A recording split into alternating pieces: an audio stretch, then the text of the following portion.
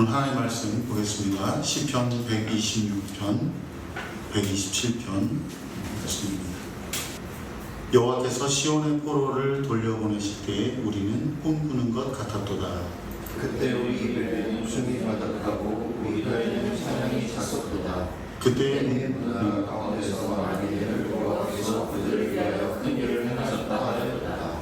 여호와께서 우리를 위하여 큰 일을 행하셨으니 우리는 기쁘도다. 여호와여 우리의 포로를 남방 시내들 같이 돌려보내소서.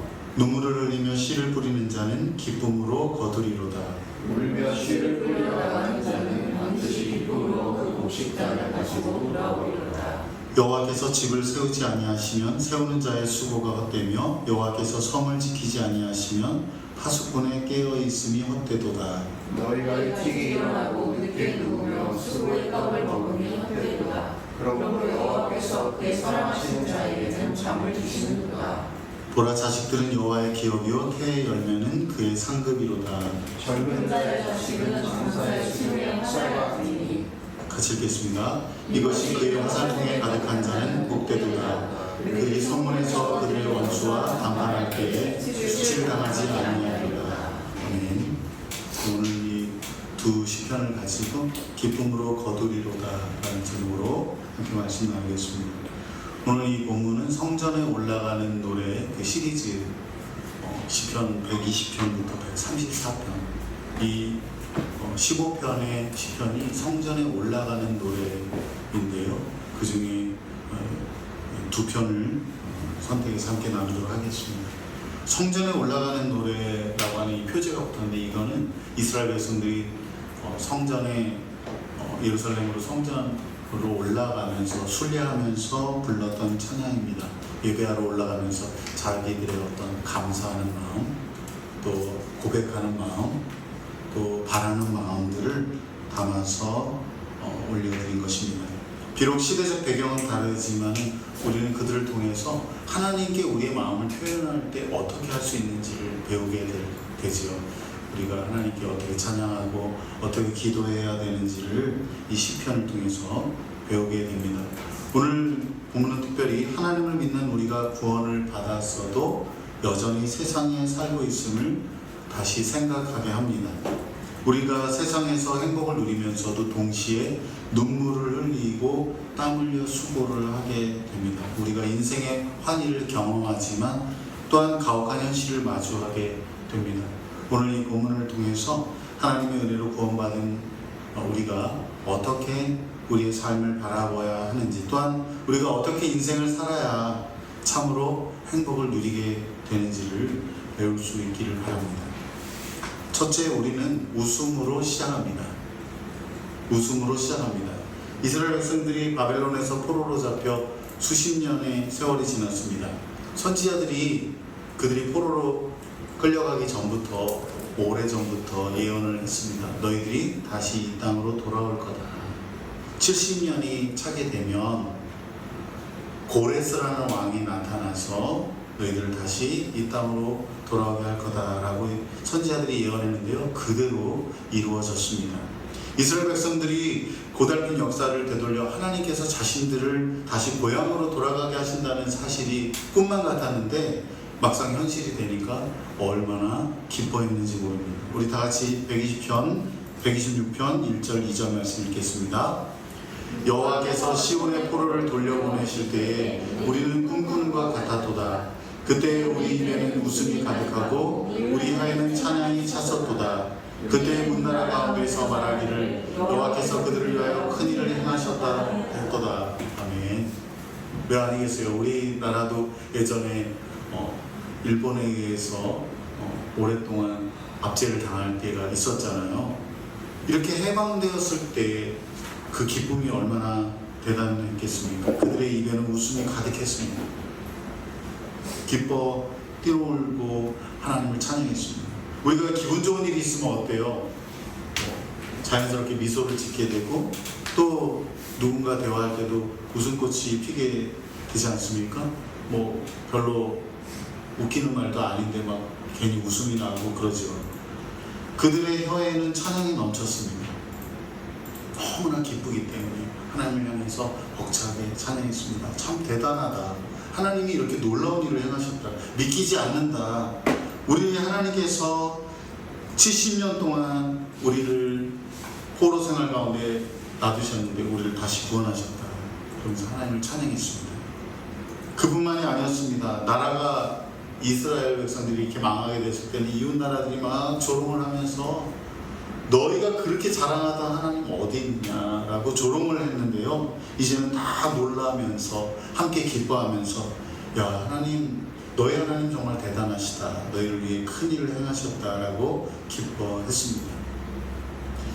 구원의 기쁨이라고 하는 것이 이렇습니다. 돌아보면은 우리가 바벨론 포로에서 돌아온 이스라엘 백성들처럼 죄와 사망의 포로로 있다가 노임을 받았을 때, 우리가 구원을 받았을 때 그러한 기쁨을 누렸습니다. 처음 우리가 예수님을 만나게 되었을 때, 예수님을 믿게 되었을 때 우리 입에는 웃음이 떠나지 않았습니다. 틈만 나면 하나님을 찬양하고 그랬죠.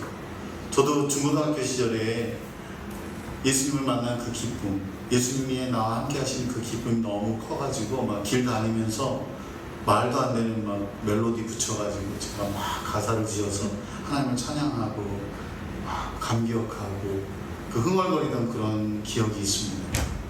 그렇습니다. 우리 믿는 사람들이 구원을 경험하게 될 때 가장 분명하게 나타나는 것이 뭐냐면 기쁨입니다. 기쁨.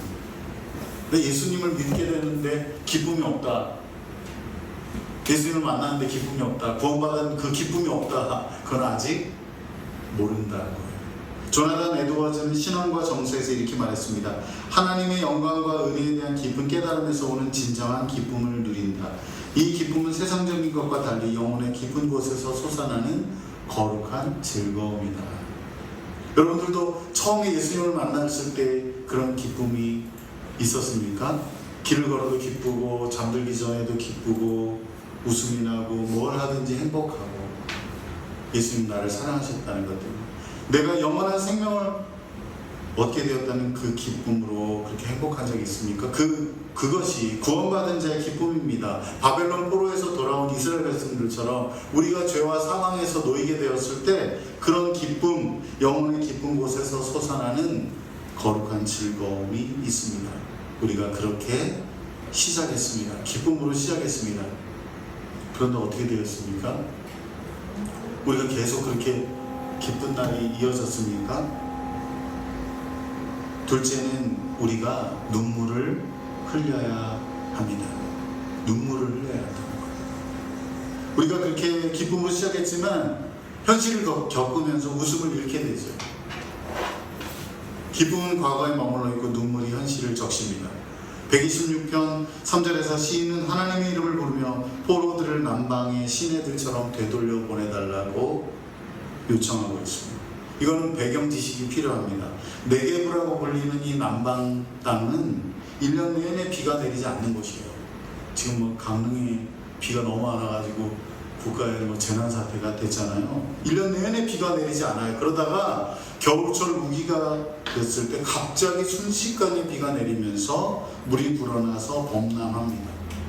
요즘 우리가 기후위기로 인해서 변화가 되어서 우리가 경험하는 이 폭우는 부정적인 느낌을 줍니다. 뭔가 파괴하고 죽이고 모든 것을 망가뜨리는 그런 느낌을 주는데 우리의 상황이 만일 1년 내내 비가 내리지 않는 그런 척박한 땅이라면 어떨까요? 갑작스럽게 많이 내리는 이 엄청나게 내리는 비는 그야말로 단비일 것입니다. 시인은 바로 지금 그런 남방의 시내들처럼 자신이 기쁨을 잃어버렸고 고통 가운데 있고 정말 척박하고 그런 상황 가운데에서 도움을 요청하는 겁니다. 홍수처럼 갑자기 그런 놀라운 희망이 나에게 주어지기를 하나님께 요청하고 있습니다. 말라서 척척 갈라진 강바닥을 채워주시도록 바짝 타버린 땅을 비옥하게 해주시도록 죽음이 가득한 나의 삶에 생명의 기운이 가득하게 해달라고 하나님께 요청하는 겁니다. 이런 관점에서 생각해보면 기복신앙이라고 하는 것은 굉장히 좋지 않은 것입니다. 기복신앙은 기본적으로 인생의 좋은 일만 생각하게 합니다. 나쁜 일이 내 삶에 일어나는 것을 부정하게 해요. 그것은 내 삶에 일어날 수 없는 것이라고 생각합니다. 우리 인생에서 하나님을 믿는 우리의 삶에는 절대로 나쁜 일이 일어나서 안 된다 이렇게 생각하게 합니다. 만약에 나쁜 일이 일어났다, 그럼 뭐가 문제예요? 내 믿음의 문제예요. 내가 하나님을 더 사랑하지 않기 때문이라고 그렇게 착각하게 만들어요. 예전에 어떤 집사님이 대학교 앞에서 피자집을 했어요. 정말 돈도 많이 벌고 잘 나갔어요.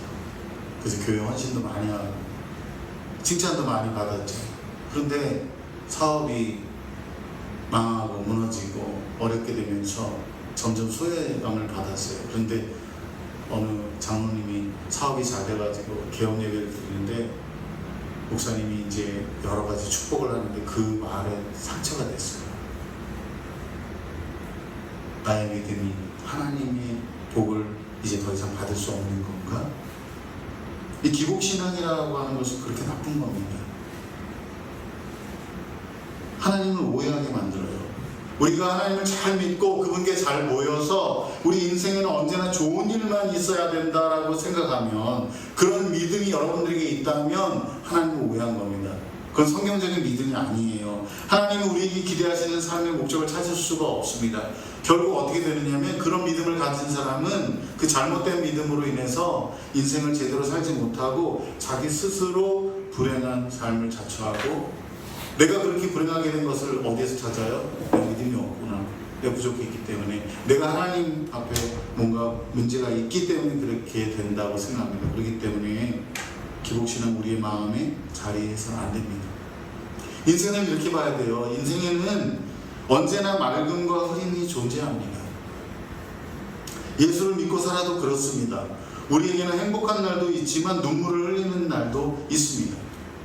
여기 시인은 남방시내처럼 다시 돌아오게 해달라고, 그렇게 하나님께서 나에게 희망을 달라고 기도합니다. 그런데 그런 요청이 아무런 노력 없이 헛된 꿈을 바라는 게 아니에요. 비록 지금은 울지만 기쁨의 날을 바라보며 애쓰겠다고 다짐하는 겁니다. 우리 다 같이 126편 5절 6절 말씀 읽겠습니다. 눈물을 흘리며 씨를 뿌리는 자는 기쁨으로 거두리로다. 울며 씨를 뿌리러 나가는 자는 반드시 기쁨으로 그 곡식단을 가지고 돌아오리로다. 아멘. 이스라엘 백성들이 포로 생활에서 돌아왔을 때 그들은 너무나 기뻐했습니다. 앞으로 자신들에게 일어날 그 미래에 대해서 벅찬 기대감을 가졌습니다. 하지만 그들이 맞닥뜨린 현실은 녹록지 않았어요.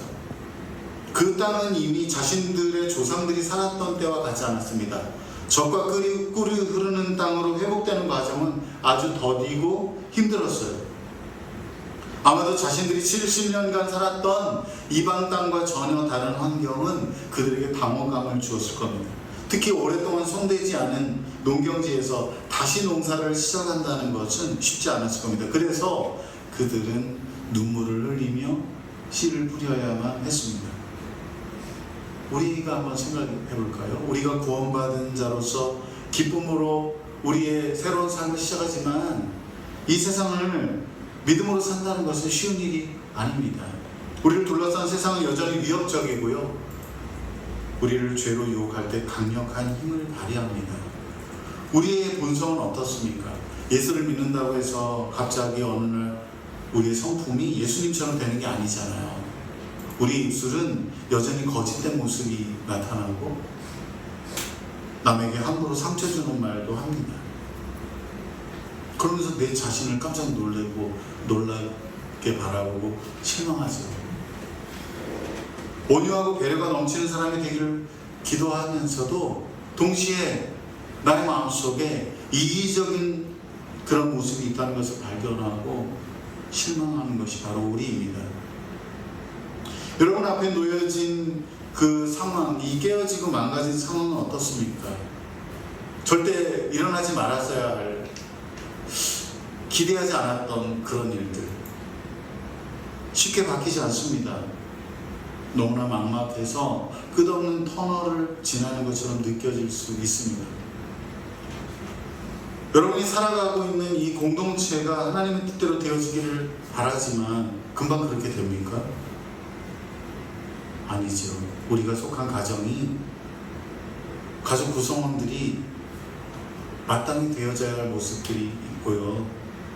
또 교회가 하나님이 기뻐하시는 모습이 있어요. 그런데 그렇게 쉽게 되지 않습니다. 어쩌면 우리가 아주 오랫동안 많은 눈물을 흘려야 할 수도 있습니다. 하나도 쉬운 게 없습니다. 그래서 눈물을 흘리며 씨를 뿌려야 합니다. 하지만 울면서 우리가 씨를 뿌리러 나갈 때 반드시 기쁨으로 거두게 된다는 사실을 믿어야 합니다. 팀 켈러 목사님 이런 말을 했습니다. 어쩌면 우리가 여전히 끝없는 어둠 속에 있을 때야말로 악의 세력을 물리칠 수 있는 가장 큰 기회를 가진 것인지도 모른다. 어둠 속에서 우리는 단지 하나님이시기에 그분을 섬기기로 선택할 수 있다. 우리가 얼마나 어리석은지 몰라요. 인생이 순탄하고 잘 나갈 때는 하나님이 아닌 다른 것에 마음을 두기가 쉽습니다. 물론 겉으로는 하나님 사랑한다고 해요. 교회도 멀쩡히 잘 다니고요. 열심히 봉사도 하고 그래요. 그 속마음을 잘 몰라요. 자기 자신조차도 속을 수 있어요. 그 영혼의 기쁨 속에서 정말 하나님을 사랑하는 것인지, 아니면 하나님이 아닌 다른 것들에 마음을 두는지 자기 자신도 속을 때가 있어요. 그러다가 어둠 속을 울면서 걷게 될 때 비로소 진정으로 깨닫게 됩니다. 가장 순수한 마음으로 영혼의 깊은 곳에서 하나님만 바라보게 돼요. 왜냐하면 모든 게 다 무너졌거든요. 의지할 수 있는 모든 것이 다 사라졌기 때문입니다. 그때 정말 가장 순수한 형태로 하나님을 바라보게 돼요. 그래서 다른 게 다 필요 없어요. 하나님이 하나님이시라서 좋고, 그분이 나에게 무엇을 주시거나 해주셨기 때문이 아니라 하나님이 나의 아버지가 되시기 때문에 그분만을 사랑하겠다고 마음을 먹는 겁니다. 그렇지 않고 내 인생이 좀 잘 나가고 돈도 잘 벌고 건강에 문제도 없고 되게 행복하고 괜찮은 사람처럼 느껴지면요, 하나님이 아닌 다른 것에 마음을 두기가 쉬워요. 그런데 울면서 씨를 뿌리게 될 때, 영혼의 깊은 어두운 마음을 지내게 될 때 비로소 하나님을 발견합니다. 그전에 하나님 안 계셨어요? 그전에 하나님을 입술로 고백하지 않았어요? 했잖아요. 그런데 그때 비로소 하나님, 우리 하나님이 나의 하나님이시라서 너무 감사합니다. 다른 게 눈에 띄지 않아요.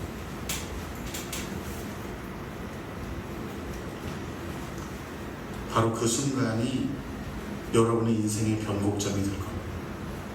그때까지는 아무 일이 일어나지 않을 거예요. 울면서 씨를 뿌려야 합니다. 우리가 항상 웃을 수 없어요. 눈물을 흘리며 씨를 뿌리는 자는 반드시 기쁨으로 거둘 것입니다. 이것이 우리의 삶의 본질입니다. 마지막으로 하나님이 우리와 함께 하시는 겁니다. 다 같이 10편 127편 1절 2절 말씀 읽겠습니다. 여호와께서 집을 세우지 아니하시면 세우는 자의 수고가 헛되며 여호와께서 성을 지키지 아니하시면 파수꾼의 깨어있음이 헛되도다. 너희가 일찍 일어나고 늦게 누우며 수고의 떡을 먹음이 헛되도다. 그러므로 여호와께서 그의 사랑하시는 자에게는 잠을 주시는도다. 아멘. 하나님이 함께하지 않으시면 집을 세우고 도시를 지키는 사람의 수고가 헛되다는 말이에요. 무가치하게 된다, 쓸모없다, 그런 말이에요. 모든 우리의 노력의 배후에는 하나님의 일하심이 전제되어야 합니다. 울면서 씨를 뿌린다고 다 되는 게 아니고요, 하나님은 우리와 함께 하시고, 사람들은 막 행복하기 위해서 열심히 일합니다. 아파트를 사고 또 그 아파트를 사기 위해서 또 대출을 받기 위해서 열심히 일해요. 투자 쓰리자 뛰고 막 열심히 일합니다. 행복하기 위해서 일찍 일어나서 늦게까지 땀 흘리며 수고합니다. 하지만 하나님이 우리와 함께 하지 않으시면 다 헛된 것이 됩니다. 우리가 이 세상에 사는 동안 수고하지 않고는 먹고 살 수가 없죠.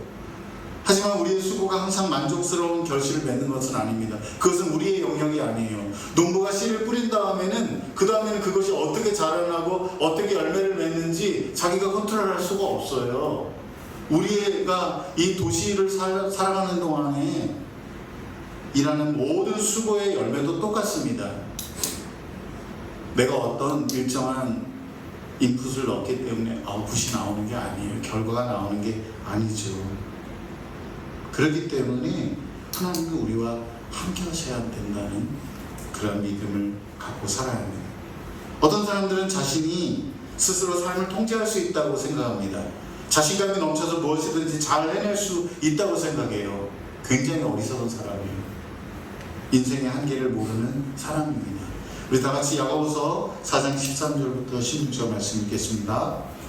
들으라 너희 중에 말하기를 오늘이나 내일이나 우리가 어떤 도시에 가서 거기서 1년을 머물며 장사하여 이익을 보리라 하는 자들아, 내일 일을 너희가 알지 못하는도다. 너희 생명이 무엇이냐? 너희는 잠깐 보이다가 없어지는 안개니라. 너희가 두려워 말하기를 주의 뜻이면 우리가 살기도 하고 이것이나 저것을 하리라 할 것이거늘 이제도 너희가 없다는 자랑을 하니 그러한 자랑은 다 악한 것이라. 아멘. 그러나 여러분, 인생을 잔머리로 살면 안 돼요. 망하는 길이에요. 자기 스스로 인생을 계획한 대로 끌고 갈 수 있다고 하는 그 생각, 그 교만을 버려야 합니다. 우리가 항상 어떤 일을 계획하고 선택하고 진행할 때 좋은 습관을 들여요. 그게 뭐냐면 하나님의 뜻이라면 그렇게 하겠습니다. 이게 좋은 습관이에요. 그냥 어떤 일을 해야 될 때, 저희 집도 이제 곧 이사를 가거든요. 어떤 것을 선택할 때 항상 습관적으로 기도하세요. 하나님 뜻인가요?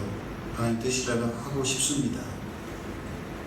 하나님을 초대하는 말이에요. 하나님이 나의 삶에 개입해 주시기를 기대하는 말이에요. 하나님이 나와 함께 해주세요. 그렇게 요청하는 말입니다. 그러지 않고 교만하게 내가 할 수 있어, 내 능력이면 될 수 있어, 이렇게 사람을 만나고 이렇게 일을 추진하면, 이렇게 내 자원을 동원하면 되겠구나.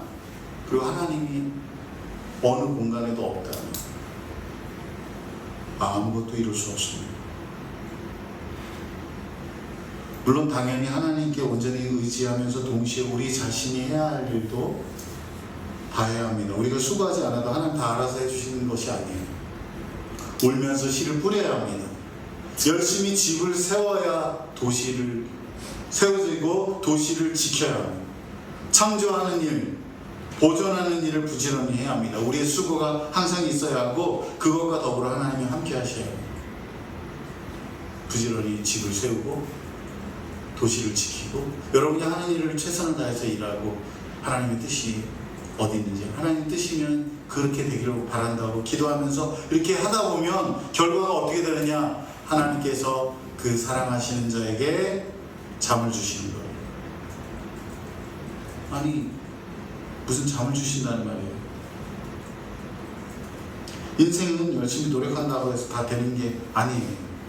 열심히 공부하고 열심히 일하면 모든 수고가 결실을 맺는 게 아닙니다. 여러분이 경험적으로 다 알고 있습니다. 일찍 일어나고 늦게까지 수고해도 잠 못 이루는 밤을 지새는 삶을 계속 살아갈 수 있습니다. 일이 안 되면 어떡하나? 일이 망했는데 이걸 어떻게 수습해야 되나? 그런데 우리가 최선을 다해 수고하고 하나님께 맡기고 하나님 나와 함께 해주세요. 겸손하게 하나님을 의지하면 나아간다면, 하나님이 함께 하지 않으시면 내가 하는 모든 일이 헛되다는 것을 알고 그렇게 살아간다면 우리의 삶에는 어떤 일이 일어날까요? 하나님이 그 사랑하는 사람에게 잠을 주십니다. 이 말이 뭡니까? 전전긍긍하지 않는다는 거예요. 조급하거나 경솔하게 판단하지 않아요. 일을 그르치지 않아요. 왜? 하나님께서 우선순위를 보여주세요. 지혜를 주세요. 누구를 만나야 될지, 어떤 행동을 해야 될지, 무슨 말을 해야 할지 하나님께서 세밀하게 인도해 주세요. 그래서 잠을 주시는 겁니다. 하나님께서 주시는 평안과 안식을 누리는 겁니다.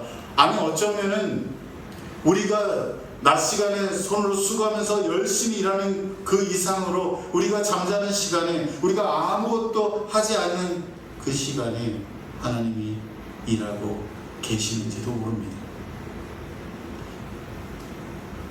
이어지는 시편 127편 3절 5절에서 하나님께서 자녀들을 선물로 주신다. 이거는 그들이 노년의 부모의 보호자가 되고 힘이 된다는 것입니다. 하지만 생물학적인 의미보다 더 큰 의미가 담겨 있습니다. 이것은 우리 인생의 진정한 안정과 보호와 힘이 하나님으로부터 주어진다는 것입니다. 사랑하는 여러분, 오늘날 우울증과 불면증으로 고통받는 사람들이 많이 있습니다. 자기가 끌어모을 수 있는 모든 자원을 다 동원하고 일찍 일어나서 늦게까지 최선을 다했지만 해결되지 않는 일로 고통받는 사람들이 많습니다. 어쩌면 여러분들이 지금 앞에 해결하지 못하고 있는 문제, 그것은 어쩌면 여러분 스스로가 그 일을 하려고 했기 때문일 수도 있습니다. 열심히 일한 후에 수고의 열매를 먹으면서 하나님이 함께 하시는 것을 경험하면서 전전긍긍하지 않고 하나님이 때마다 일마다 특별히 이 가뭄의 때에 하나님께서 풍성하게 내려주시는 그 은혜를 누리고 안식을 누릴 수 있길 바랍니다. 하나님이 함께 하셔야만 가능한 일입니다. 말씀을 맺습니다. 우리가 세우고 지키는 것, 우리가 삶에서 일찍 일어나 늦게까지 일하는 것은 하나님이 함께 하실 때에만 의미가 있습니다. 정말 입에서 단내가 나도록 열심히 일하는 것, 그보다 더 중요한 것은 여러분들이 하나님 앞에 겸손하게 여러분 자신을 내어놓고 단 5분이라도 하나님 의지하고 시편 90편의 모세처럼 이렇게 기도했으면 좋겠습니다. 하나님의 은총을 우리에게 내려주셔서 우리의 손이 행한 일을 우리에게 견고하게 하소서. 우리가 손으로 행하는 모든 일들이 견고하게 하소서. 우리 모두가 기쁨으로 거두는 복된 인생을 살아가기를 주님의 이름으로 축복합니다. 기도하겠습니다.